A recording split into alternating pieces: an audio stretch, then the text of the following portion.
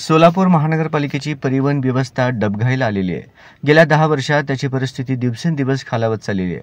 2014 साली जवळपास 150 बसेस आपल्या JNNURM मोजणीअंतर्गत केंद्र सरकारकडून मिळाल्या होत्या।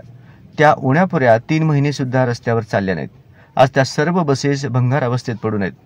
केंद्र सरकारच्या निवास व शहर विकास आणि पेट्रोलियम व नैसर्गिक गॅस मंत्रालय, ministry of housing and urban affair, petroleum and natural gas मार्फत पंतप्रधान ई-बस PM ई-बस योजनेअंतर्गत सोलापूर शहराला नोव्हेंबर 23 मध्ये 100 ई-बसेस मंजूर झाल्या होत्या।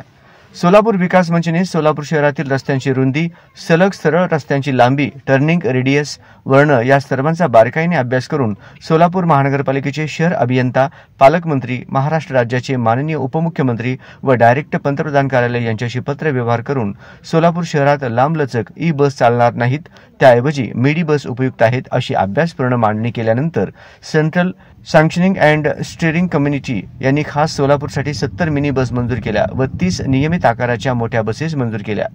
या 70 बसेस सोलापूर शहरात सहजगत्या फिरू शकतात, वळू शकतात आणि प्रवाशांना याचा चांगल्या पद्धतीने लाभ घेता येईल।